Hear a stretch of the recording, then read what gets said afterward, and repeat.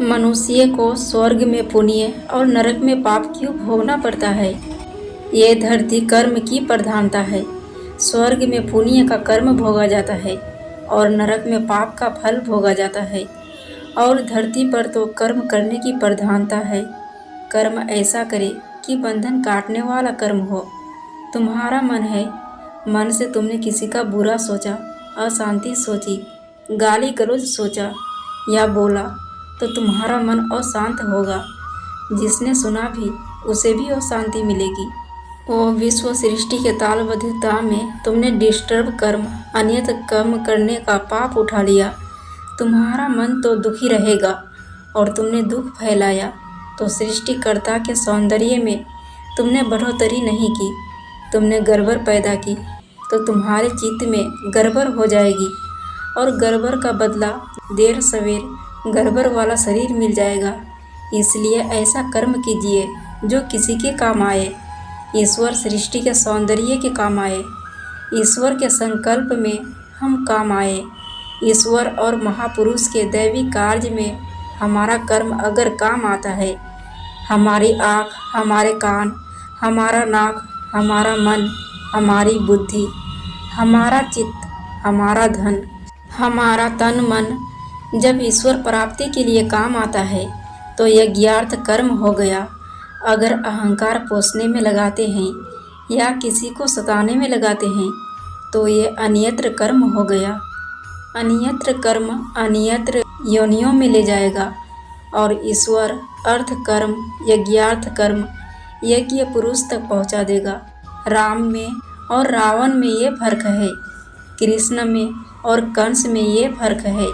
कंस अहंकार पोषित कर्म करता है, रावण अहंकार को पोषने के लिए, विषय विलास को पोषने के लिए कर्म करता है और रामचंद्र जी अहंकार को पोषने के लिए कर्म नहीं करते हैं।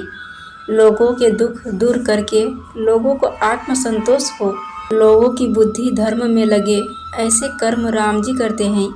लोगों की बुद्धि भगवान में लगे, लोगों की बुद्धि माता पिता गुरुजनों में लगे। इसलिए भगवान सुबह उठकर गुरु जी को प्रणाम करते हैं। कर्म की गति बड़ी गहन है। वही कर्म दुखदायी हो जाता है और वही कर्म सुखदायी हो जाता है। वही कर्म एक व्यक्ति के लिए पाप हो जाता है और दूसरे व्यक्ति के लिए पुण्य हो जाता है। घर बार छोड़कर विरक्त हो गया, नारायण हरि सीताराम भिक्षाम देही, माई देने वाला का भला ना देने वाला का भला। रोटी मांग के खाता है सन्यासी, उसके लिए वो यज्ञ है, मधुकरी यज्ञ है। लेकिन जो विषय विलासी लंपटू है, अपने पैसे बचाकर गृहस्थी है और बाहर से भिक्षा मांगकर खाता है तो उसके लिए वो पाप का अन्न हो गया। हराम का, मुफ्त का खाना सत्यानाश हो जाना। घर में तो पैसे पड़े हैं और बाहर भीख मांगकर खा रहा है, ऐसा नहीं है। वो सन्यासी है और भिक्षा लेके खाता है तो ये उसके लिए पुण्य हो गया।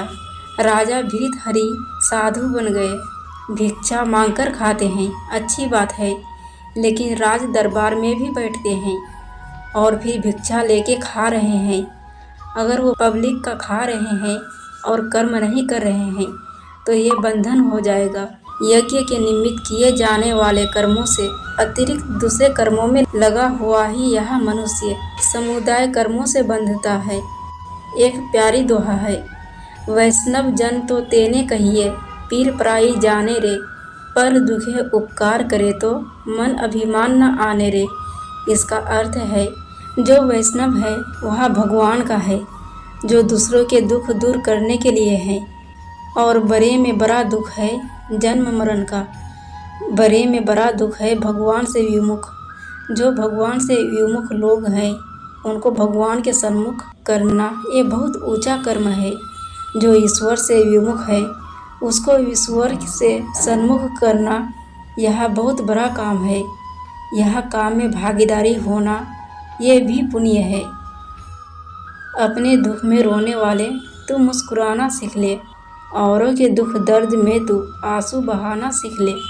आप खाने में मज़ा नहीं जो औरों को खिलाने में है। जिंदगी है 4 दिन की, तू किसी के काम आना सीख ले। अगर आपको मेरी ये वीडियो अच्छी लगी हो तो प्लीज़ लाइक एंड सब्सक्राइब करना ना भूलें, क्योंकि आपके ऐसा करने से मेरी हिम्मत और हौसला दोगुनी बढ़ जाती है। जय श्री कृष्णा दोस्तों।